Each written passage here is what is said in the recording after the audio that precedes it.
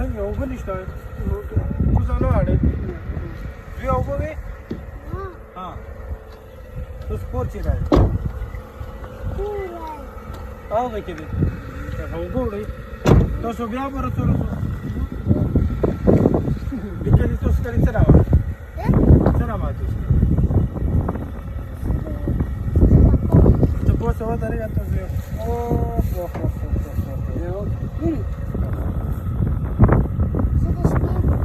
شپې کولې ماشاءالله حاجي ته ترشه په هغه نزدیک شي منسي د کوم کله دی دا غاړه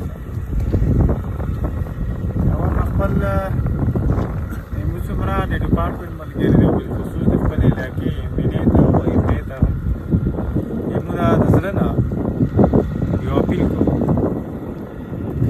چې ژوندي خلک کله احساس لري چې کله هغه یو شی په خپلو سترګو وکړي هغه ته دغه احساس بیا ډېر ژوندی وي سره دلته خلکو ته څومره تکلیف دی دا لغړه سمه ورته د ورستۍ سره نږدې علاقه دی دلته یې څو کاله مخکې سرکاري سکیم شوی دی او مو ته پام کرونا بیا زیاتې پیسې په لګېدلي خو بدقسمتي دا دی د هغه لګونې باوجود حاجي دا که یو منټ ودرېږه د هغه باوجود د دغو خلکو د اوبو مسله نه دی حل شوی دغه ماشوم که ته پښو کې بټانو چپل وکړي دغه هم دا وضاحت کوي چې دا خلک څومره د غربت سره مخامخ دي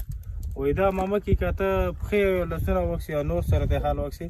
د دې نه پته لګېږي چې دا خلک د غربت سره څومره مخامخ دي هغه خو بېله پرېږده چې یاره دوی ته یا خوراک د تعلیم یا د صحت دا ډېره وړیا خبره دی خو دغو خلکو ته د اوبو د میلېدنې څومره تکلیف دی نو دا مو حاجي صاحب دلته څه څومره ټایم دی لګېږي ته ډېر ټایم لګي څومره څو پېرې کې اورېدلې ګنټه اته دغه ناڅي یا بیا رسي اوس ته اوبه میلو نه شولې وانې اوبه نه وې ها کره شو هلته اوبه ته څه شي نه راوړئ دا کلي کې یو کوی دی مخ یې د مولوي صاحب کوی دی دا هلته روډ شي هلته څه د ښځو راشي بیا نورانو اوبه نه شي راوړی په دې په علاقې کې همدا یوه کوی دی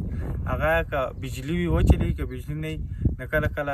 امام صاحب د پټرول یا ډیزل هغه مه کوي هغه هم د دې واس پورې تړلې خبره ده نو هغه سمه دلته ده چې دلته ډېر غریب خلک ابود دي او ډېر بېوسه خلک ابود دي مو متعلقه ډپارټمنټ ته هم یو چې تاسو دلته ویزټ وکړو ایم پی ای صاحب ایم این ای صاحب ته هم یو چې تاسو ټیمونه د خدای وکړي دلته ویزټ وکړي د دغو خلکو اوس د اوبو کومه مسله دی که دا حل شي د دنیا سره سره دا د آخرت هم ډېر لویه ګټه ده همېره چپلو کې راوړه حاجي صاحب ورته مقصد وکړي ګاډي روانه کېږي اوړ کا وخت جو اور کې ډېر ته وخت جو